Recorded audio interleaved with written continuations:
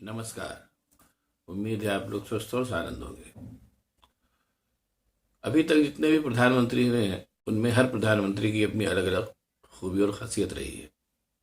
जैसे शास्त्री जी इस बात के लिए जाने जाते थे कि बहुत सादगी पसंद आदमी थे। नेहरू जी इस बात के लिए जाने जाते हैं कि उन्होंने स्वतंत्र भारत को स्थापित करने के लिए बहुत से काम किए। इंदिरा गांधी इस बात के लिए जानी जाती है कि उन्होंने भारतवर्ष को शक्तिशाली बनाया और स्थापित कर दिया। उसी तरीके से अपने मोदी जी इस बात के लिए जाने जाएंगे कि उनके केवल दो नियम हैं। पहला तो ये नियम कि वो ऐसी हर जगह पहुंच जाएंगे या इस बात को इंश्योर करेंगे कि उनकी फोटो सब जगह दिखाई दे, और दूसरी चीज़ ये है कि वो उनके लिए वही नियम है जो उनको उनको जो फायदा फायदा पहुंचाता वही नियम है, बाकी और कुछ नहीं।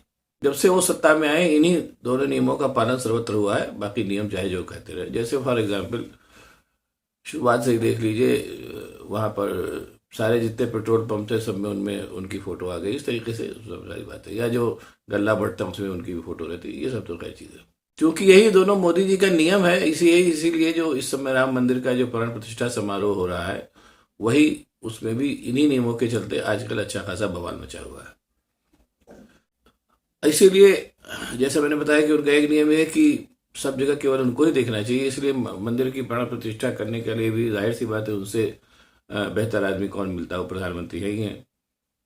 अब तो अब उन संतोषियों का क्या करें जिन्होंने कहा कि इसके लिए तो मतलब बगल में पत्नी को भी होना चाहिए। अब पत्नी को तो बहुत पहले अपने मोदी लला जो है मतलब छोड़ चुके हैं। जो भी है बहरहाल वो क्या क्या उनकी मतलब वैवाहिक स्थिति कह नहीं सकते, इसलिए वो आ नहीं सकती। उसको लेकर के भी बवाला मचना शुरू हुआ। उसके बाद ये हुआ कि शंकराचार्य ने कहा कि उनमें चूंकि शंकराचार्य अगर आते वहां पर उस समारोह में तो जाहिर सी बात है, चूंकि वो हिंदू धर्म के सबसे महान विभूति होते तो कैमरा उन्हीं पर फोकस करता, तो इसलिए शंकराचार्य को भी किनारे कर दिया गया। उसको लेके फिर बड़ा बवेला में आप लोग आजकल देख ही रहे होंगे।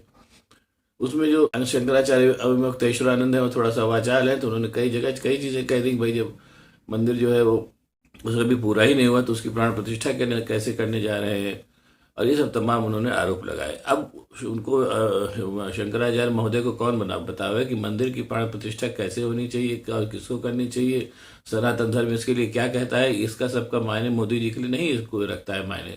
मोदी जी के लिए मायने ये रखता है कि जब प्राण प्रतिष्ठा हो तो उसमें सबसे ज्यादा चेहरा उनका दिखना चाहिए। वो किस विधि भी हो वो दिखाने की व्यवस्था की जाएगी। दूसरी चूंकि मंदिर अभी अधूरा बना या एक तिहाई ही बना, जो भी कह लीजिए, चूंकि अभी मंदिर की प्राण प्रतिष्ठा वो कर देंगे। इससे उनको ऐसा लगता है कि उनको आगामी चुनाव में काफी वोट मिलेगा, क्योंकि अभी पिछले तो 10 साल में कुछ खास तो कर नहीं पाए। यही मंदिर है उनके पास दिखाने के लिए बच गया है, तो इसलिए उन्होंने अपना नया नियम निकाल दिया कि मंदिर की प्राण प्रतिष्ठा कभी भी की जा सकती है। अब शंकराचार्य चिल्लाए तो चिल्लाए, तो उसे कोई फर्क नहीं पड़ता।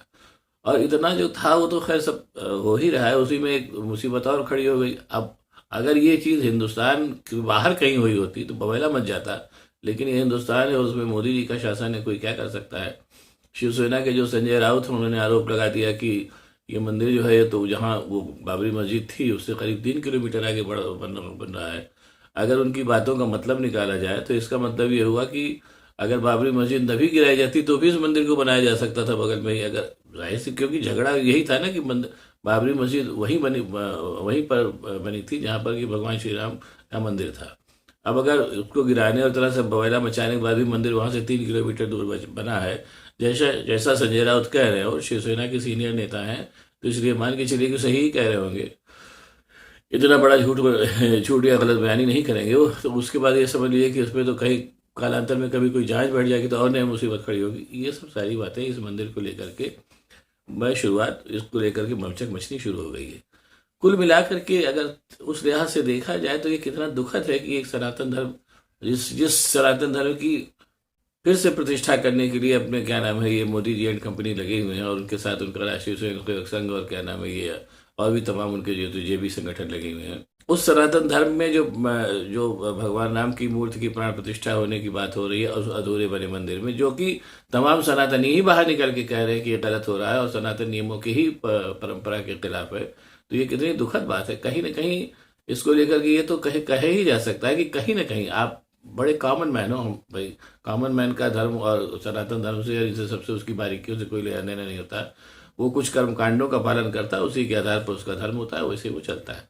किसी साधारण आदमी से आप सनातन धर्म की परिभाषा पूछिए, वो कुछ नहीं बता पाएगा। वो ये बतावेगा कि भैया गंगा दशहरा, गंगा नहाना, और क्या नाम है, मकर संक्रांति में जो भी आप जहाँ भी हैं वहाँ नदी में नहा लेना, यही यही यही धर्म है। वही वही कर्मकांड ही उसके लिए धर्म है। धर्म का जो मूल स्वरूप होता है वो कुछ विद्वान लोगों के लिए होता है, बाकी कॉमन लोगों के लिए कर्मकांड बना दिया जाता है। पहली बार ये जो प्राण प्रतिष्ठा समारोह हो रहा है भगवान श्री राम के मंदिर का, उसमें उसमें अगर लोगों की माने तो कहीं ना कहीं ये लगा जा इसको दिखाई दे रहा है कि जो है सनातन धर्म का कि बहुत सी परंपराओं को यहाँ पर ध्वस्त करके केवल मोदी जी को चमकाने के लिए, और जो सनातन धर्म में जो राम मंदिर है उसको बनाने, उसको उस समय बनाने के लिए उसमें प्राण प्रतिष्ठा की जा रही है, जिससे कि चुनाव में वोट मिल सके। और ये बात देखिए, किसी बात को आप छुपा नहीं सकते, बिल्कुल फैक्ट है। वो क्या हुआ क्या नहीं हुआ वो एक अलग बात है, लेकिन ये जो पूरी की पूरी जो क्या नाम है कार्रवाई की गई, बाबरी मस्जिद विध्वंस से लेकर के और आगे तक की, वो पूरी की पूरी कार्रवाई ही इसलिए की गई थी कि भारतीय जनता पार्टी सत्ता में आवे।